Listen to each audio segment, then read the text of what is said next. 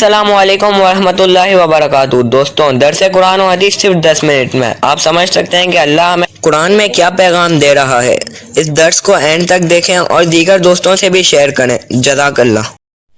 الحمدللہ رب العالمین والصلاة والسلام علی سید الانبیاء والمرسلین، اما بعد فاعوذ باللہ من الشیطان الرجیم، بسم اللہ الرحمن الرحیم۔ ناظرین کرام، ایک مرتبہ پھر حاضر ہوئے ہیں سلسلہ درس قرآن لے کر آپ کی خدمت میں۔ آج ہم سماعت کریں گے سورہ بقرہ کی آیت نمبر 168۔ توجہ کے ساتھ درس کو سنیے گا کہ اللہ تبارک و تعالی نے اس آیت مبارکہ میں کیا ارشاد فرمایا ہے۔ بسم اللہ الرحمن الرحیم۔ ترجمہ: اللہ کے نام سے شروع جو نہایت مہربان رحم والا ہے۔ یا ایھا الناس کلوا مما فی الارض حلالا طیبا ولا تتبعوا خطوات الشیطان انہ لکم عدو مبین۔ ترجمہ: اے لوگو، جو کچھ زمین میں حلال پاکیزہ ہے اس میں سے کھاؤ اور شیطان کے راستے پر نہ چلو، بے شک شیطان تمہارا کھلا دشمن ہے۔ ناظرین کرام، آیت کے حصے میں فرمایا کہ کلوا مما فی الارض حلالا طیبا، جو کچھ زمین میں حلال پاکیزہ ہے اس میں سے کھاؤ۔ تو اس سے بتایا کہ مشرکین نے اپنی طرف سے بہت سے جانوروں کو حرام قرار دے دیا تھا، تو اس کے متعلق یہ آیت کریمہ نازل ہوئی کہ زمین میں پیدا شدہ چیزیں اللہ تعالیٰ نے حلال کی ہیں اور لوگوں کے لیے نفع کے لیے انہیں پیدا کیا ہے۔ صرف ان چیزوں سے بچو جنہیں اللہ تعالیٰ نے خود منع فرما دیا، اور جن چیزوں سے اللہ تعالیٰ نے منع نہیں فرمایا وہ تمہارے لیے حلال ہے۔ اللہ تعالیٰ کی حلال کی ہوئی چیزوں کو حرام قرار دینا کیسا ہے؟ جیسے مشرکین نے بہت سارے جانور ایسے تھے جو حرام تھے ان کو اپنے اوپر حلال ٹھہرا لیا، اور جو حلال تھے ان کو حرام ٹھہرا لیا۔ تو ناظرین کرام، اب توجہ دیجئے گا کہ اللہ تعالیٰ کی حلال کی ہوئی چیزوں کو حرام قرار دینا کیسا ہے۔ اس سے معلوم ہوا کہ اللہ تعالیٰ کی حلال کی ہوئی چیزوں کو حرام قرار دینا اس کی رضاکیت سے بغاوت ہے۔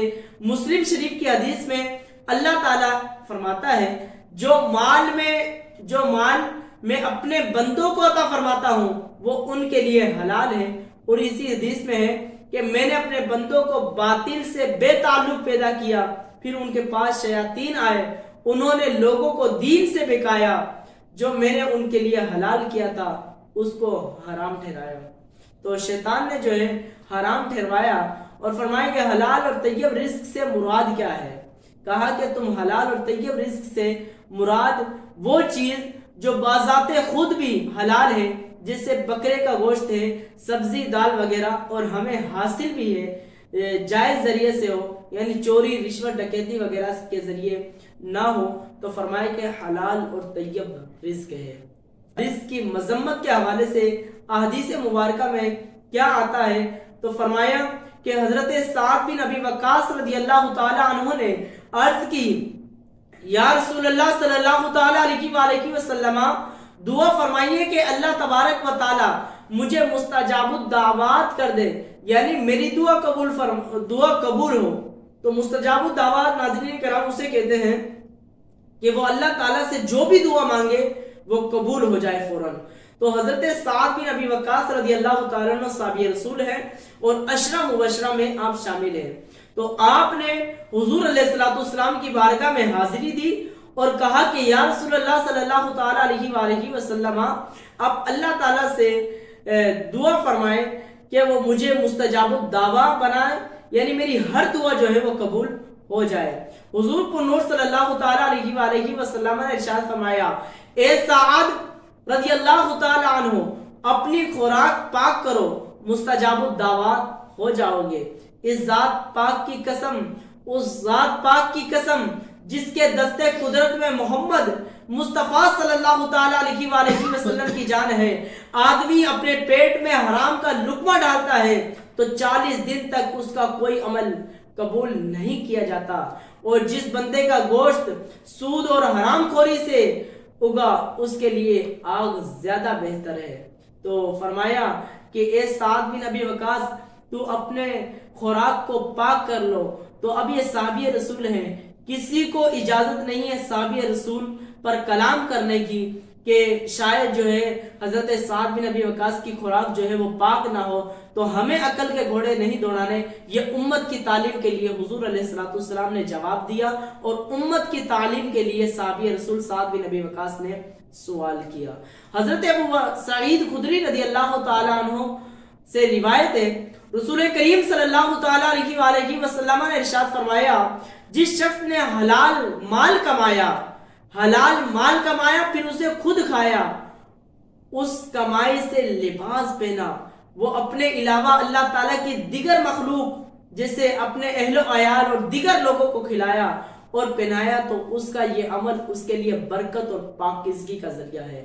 حضرت عبداللہ بن عمر رضی اللہ تعالیٰ عنہما سے روایت ہے، حضور اقدس صلی اللہ تعالیٰ علیہ وآلہ وسلم نے ارشاد فرمایا، دنیا میٹھی اور سرسبز ہے، جس نے اس میں حلال طریقے سے مال کمایا وہ اسے وہاں خرچ کیا جہاں خرچ کرنے کا حق تھا، تو اللہ تعالیٰ اسے آخرت میں ثواب عطا فرمائے گا اور اسے اپنی جنت میں داخل فرمائے گا، اور جس نے دنیا میں حرام طریقے سے مال کمایا اور اسے ناحق جگہ خرچ کیا تو اللہ تعالیٰ اسے ذلت اور حقارت کے گھر یعنی جہنم میں داخل کرے گا، اور اللہ تعالیٰ اور اس کے رسول صلی اللہ تعالیٰ علیہ وآلہ وسلم کے مال میں خیانت کرنے والے کی کئی لوگوں کے لیے قیامت کے دن جہنم ہوگی۔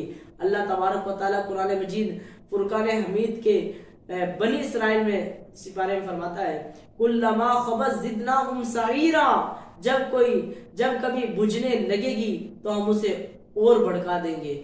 تو کہا کہ جو لوگ حلال طریقے سے مال نہیں کماتے اور سود کا کاروبار کرتے ہیں، ناظرین کرام آج ہمیں جو ہے وہ ڈرنا چاہیے اور اپنے مال کو حلال طیب رزق بنانا چاہیے، اور حلال کے ذریعے جو ہے وہ کاروبار کرنا چاہیے تاکہ ہماری نسل جو ہے اچھی پرورش پا سکے۔ تو کہا کہ جب ان کے جہنم کے اندر جو ہے ڈال دیں گے ان کے لیے برا ٹھکانہ ہوگا، تو کہا کہ کلما خبت زدناہم سعیرا، جب جہنم کی آگ بجھنے پر آئے گی تو ہم اسے اور بھڑکا دیں گے۔ ان احادیث کو سامنے رکھتے ہوئے ہر مسلمان کو وہ حلال روزی کمائے، حلال روزی سے ہی کھائے اور پہنے، اسی طرح دوسروں کو بھی جو مال دے وہ حلال مال ہی دے۔ ہمارے بڑوں کے دین جو رزق کے حلال ہونے میں کس قدر احتیاط کرتے تھے، جو ہمارے بڑے ہوا کرتے ہیں تو کس طرح وہ حلال رزق جو ہے وہ کماتے ہیں۔ آپ صحابہ کرام کی مثال لے لیں کہ کس طرح آپ جو ہے وہ کمایا کرتے تھے، اور امام اعظم امام ابو یوسف، امام شافی، امام مالک کی مثال لے لیں، کس طرح جو ہے ان بڑی ہستیوں کو جو ہے وہ سامنے رکھا کریں اور دیکھا کریں کہ کس طرح یہ جو ہے مال کمایا کرتے تھے اور کس طرح جو ہے وہ خرچ کیا کرتے تھے۔ چنانچہ ایک بار امیر المؤمنین حضرت ابو بکر صدیق رضی اللہ تعالی عنہ کا غلام آپ کی خدمت میں دودھ لایا، آپ رضی اللہ تعالیٰ عنہ نے اسے پی لیا۔ غلام نے عرض کی، میں پہلے جب بھی کوئی چیز پیش کرتا ہوں آپ رضی اللہ تعالیٰ عنہ اس کے بارے میں دریافت کرتے یعنی پوچھتے تھے، لیکن اس دودھ کے بارے میں کوئی پوچھا نہیں۔ فرمایا یہ سن کر آپ رضی اللہ تعالیٰ عنہ نے پوچھا، یہ دودھ کیسا ہے؟ غلام نے جواب دیا، میں نے زمانے جاہلیت میں ایک بیمار پر منتر پھونکا تھا جس کے معاوضے میں آج اس نے یہ دودھ دیا ہے۔ حضرت صدیق اکبر رضی اللہ تعالیٰ عنہ یہ بات سن کر اپنے حلق میں انگلی ڈالی اور دودھ اگل دیا۔ اس کے بعد نہایت عاجزی سے دربار الہی میں عرض کیا، یا اللہ عز و جل، جس پر میں قادر تھا وہ میں نے کر دیا، اس دودھ کا تھوڑا بہت حصہ جو رگوں میں رہ گیا اسے معاف فرما دے۔ کس طرح صدیق اکبر رضی اللہ تعالیٰ عنہ اپنے ظاہر کو بھی پاک رکھتے، باطن کو بھی پاک رکھتے اور صحابی رسول ہے کیوں نہیں پاک رکھتے. ہمیں تو ان ہستیوں سے سبق حاصل کرنا چاہیے. اللہ تعالیٰ مجھے اور آپ کو حلال رزق وافق مقدار میں آسان ذرائع سے رزق عطا فرمائے. آمین بجاہ نبی صلی اللہ تعالیٰ علیہ وآلہ وسلم. برائے مہربانی اس ویڈیو کو لائک کر دیں، چینل کو سبسکرائب کر کے بیل آئیکن دبا دیں تاکہ آپ کو آنے والی ویڈیو کی نوٹیفیکیشن ملتی رہے. جزاک اللہ خیرہ. اللہ آپ کو درس دیکھنے کا اجر عطا فرمائے. آمین.